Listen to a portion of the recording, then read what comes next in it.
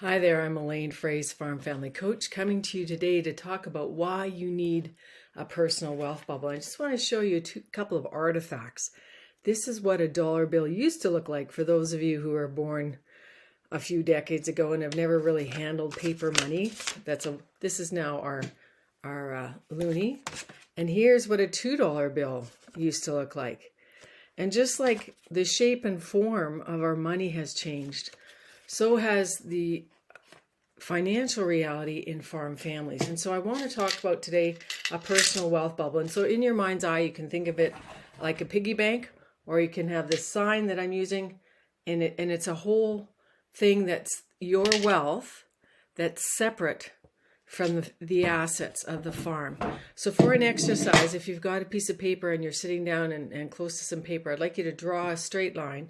And on one side, put the personal wealth bubble on the right-hand side. And on the left-hand side, I want you to start listing all of the assets you have in the farm or in your operating company, your grain inventory, your cattle, all your land.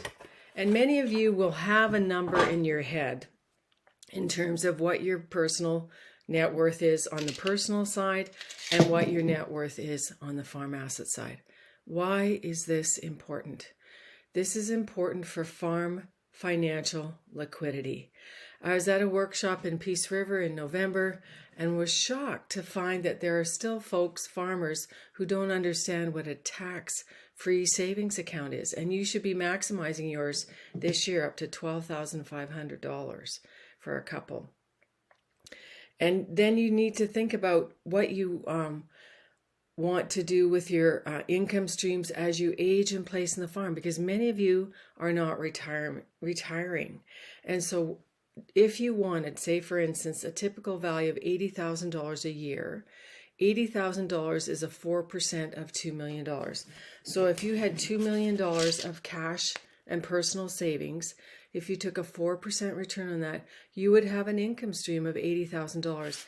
And then you wouldn't have to go after any of your land assets. And some of you will use the land that you own personally to get rental income, which is fine. But the whole concept here is, how much income do you need to draw from the farm? And how much income do you need to draw from your off-farm job, your personal real estate that's not farmland, tax-free savings accounts, and investments?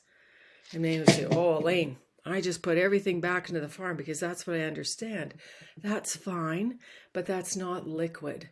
And many people use the saying, we're asset rich and cash poor. And it's time for that to start to shift over, especially if you're like I am in your 60s, 70s, and some of you are in your 80s. So if grandma and grandpa are holding on tight to assets, the question is to have the conversation of how we can shift some of that. But let's just talk about you. In this blog, which I want you to go back and also read, I talk about having a fee-for-service financial planner. Many of my Canadian Association of Farm Advisors at cafanet.ca are financial planners. And in Alberta, Wendell Kerr; in Saskatchewan, Ray Rial; in Manitoba, Don and Eric Forbes and Colin Sabarin at Harbour Front Wealth Management.